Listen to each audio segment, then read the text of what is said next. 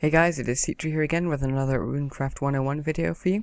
Today we're looking at two new runes in the 2.17 updates, the Reality Anchor over here and the Reality Master over here. I'm going to start off with the Anchor as it's what you need first. Now what this does is that when you set it up, you see that it's made out of tier, some signature blocks in the style of the phase blocks pattern, and some iron blocks as well in redstone.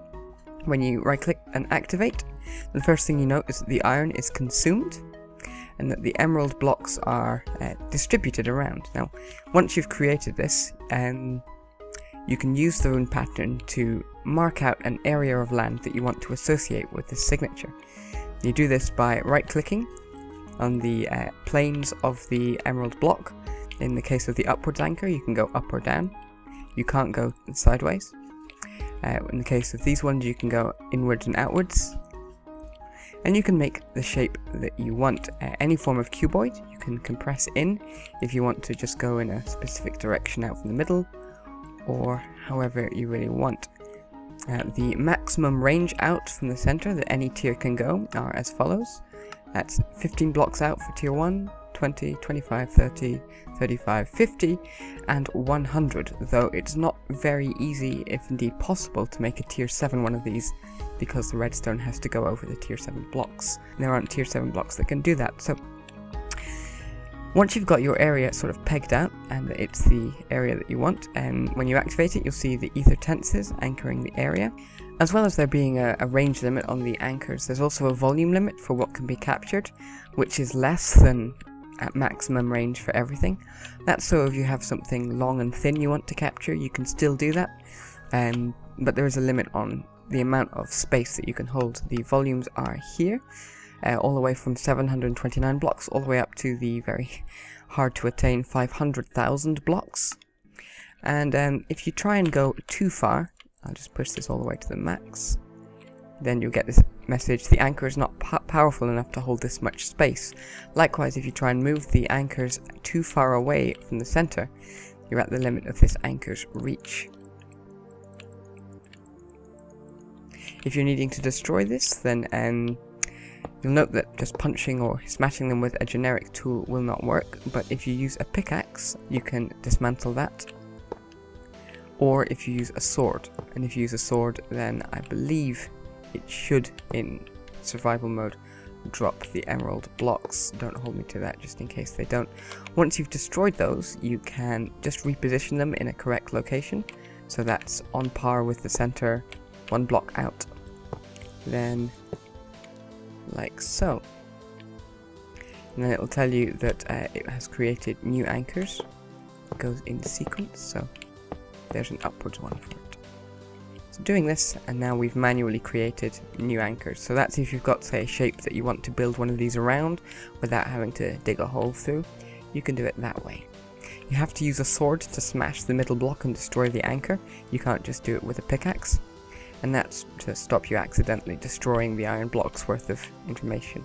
So once we've got this, our shape of land set up, what do we do with it? Well, that's what this rune over here is for. This is called the Reality Master. It's got, it's made up of iron, redstone lamps, torches, and other redstone. It has 4 signature blocks here, and a number of other miscellaneous key blocks marked in purple. I'll talk about each of those individually. What this will do is it will take whatever's in the relevant Reality Master, Reality Anchor, that's this one over here, and attempt to build it over here. So let's create something simple. Okay, so now we have our template over here. The bottom 2 blocks are outside of the grip, I believe, or maybe, I'm not sure. That one might be inside, but certainly this one here will not be included. So over here we get our, make sure our signature blocks are lined up, and then we right click. Now I'm going to go out of creative mode, so I can show you that it will try and take out of the blocks that I have in my inventory. You can see that it's subtracting quartz and stairs, and it is now perfectly replicated what's over here, minus obviously the emerald blocks. It's not fixed in time. This is a live capture of what's over there and rebuilding over here. So if I change that template, then and reactivate the Reality Master, then it will update over here appropriately. And likewise, I can destroy blocks over here and have them removed from the template for me.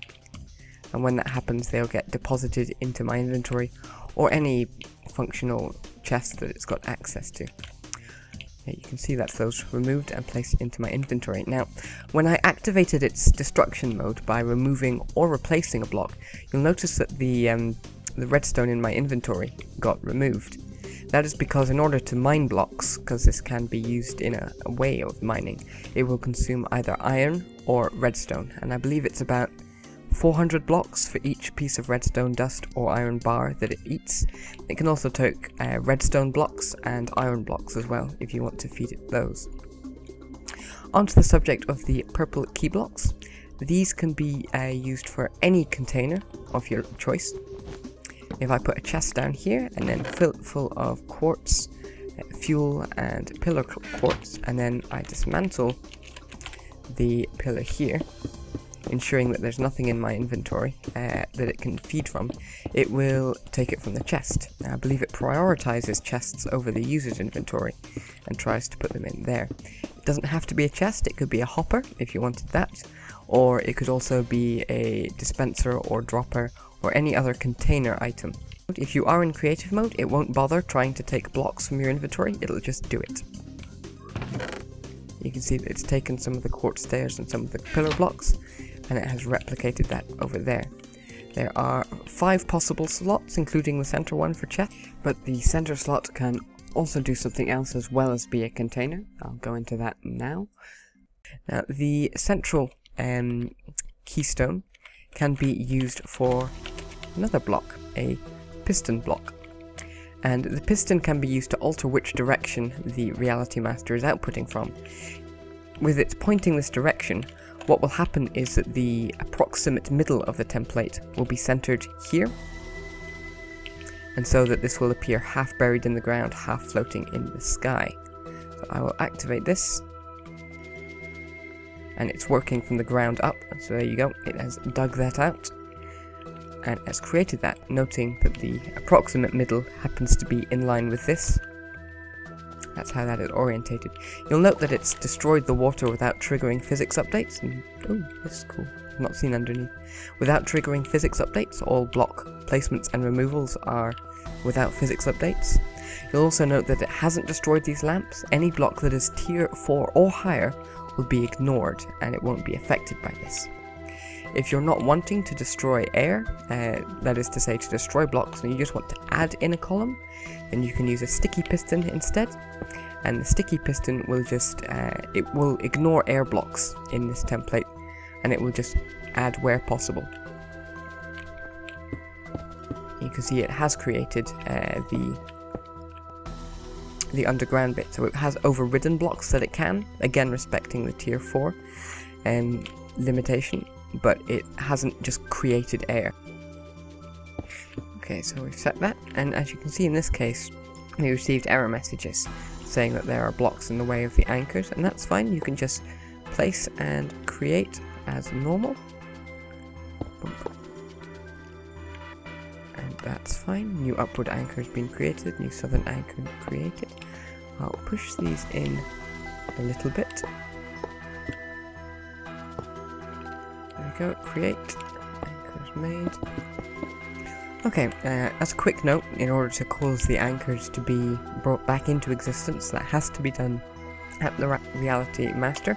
You can't do it from the, at the Reality Anchor. You can't do it from the Master side of things, but the Master will obviously check that all the anchor points are in existence. So, now that this is all set up, I right-click this, and it begins copying the world into existence there. And now I'm going to fly away and leave it to do that. There is a limited range on the Reality Master. Now I ran into some footage problems, but you can see I've got my Reality Master on Weaver here, working away in my automatic mine fields. As you can see, it's quite significant. Now I'm going to go all the way out of range now, and you can see straight away, as soon as it performs its update tick, which I think is every couple of seconds, your connection to the Reality Master snaps from the distance. So in order to reactivate that, I need to go back and activate the rune again. If you guys are interested in seeing how I made this semi-automatic miner work, then I'll be happy to do a video about that. Just let me know in the comments below. We activate another Reality Master, and then you can see it working away, chiseling through the dirt. I'm going to go get a wee bit far away. I think the outer limit is 128 blocks, and the inner limit is 100. But you see that you get a repeating yellow message warning you that you're out of range or getting close to the range of the Reality Master.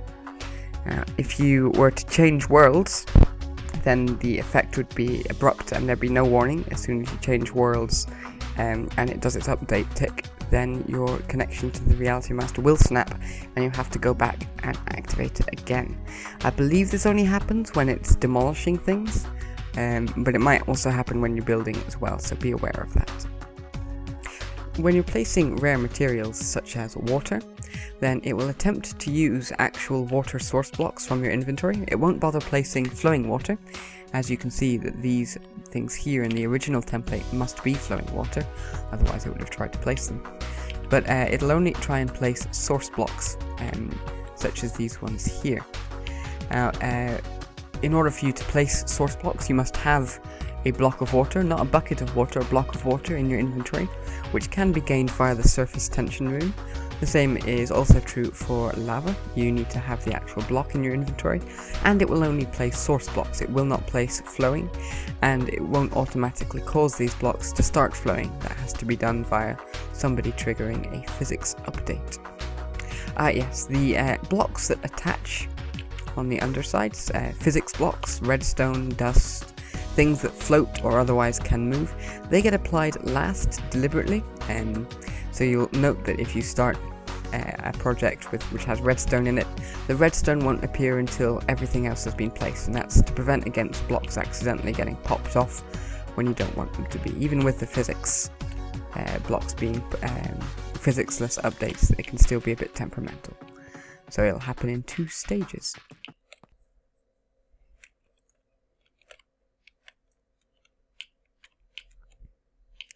The only thing left to talk about is the Reality Master's final key block, which is in the center, and that is an ignore block, a blacklist block. It specifically tells the Reality Master when creating things to ignore any block of this type in the template or in the destination. For example, if I take a stone and place that here, and this is the ignore block spot here, on top of this keystone, which could be a piston, and just on top of that there. Now, when I activate this, and because of the key block I can only activate that from beneath or via automation, that will cause everything except the stone in the big column of land to be dismantled. But it'll go through this and chew out everything except the outer layer, including all the ores, the dirt, the sand, everything that is tier 3 and below, but it happens not to be of the stone. You can see that happening. Stone is left behind, the sand, water and everything else is stripped away. And that's because of the blacklist block. Much better effect. You can see it's ignoring the stone, eating the dirt. Now, some of you might have looked at this and wondered exactly just how this can be used or defended against, because there are plenty of people out there who will sort of look at this and think, ooh, a griefing tool. Well, it's not that hard. What I have here is a cobblestone danger ward, which are relatively easy to make, and it's made a sphere of protected area, and you can see that it took its wee while to get through all those blocks, but once it reached an area that was unshielded, it just started carrying on as normal. And as long as that ward is active, and there's a sphere of land that cannot be changed, it cannot be mined, it cannot have blocks placed in it, it's completely protected from the effects of the Reality Master. So it does take its time to go through those blocks. It still sort of takes a tick, even if it doesn't change them, because if it's awarded. Awarded? Pun there. So if you're working in an area that's warded, don't be surprised if it takes a wee while for your Reality Master to start to do something. That's perfectly normal. So I think between those things, that's more or less everything there is to say about the Reality Master. This is perhaps the most complicated rune in the entire game right now, but at the same time it's also the most powerful one. So if there are follow-up questions, by all means just leave them below. I will do my best to answer them, and I will be coming back to the Reality Master rune in advanced tutorials. Thank you guys for watching, and I'll catch you next time. Cheers!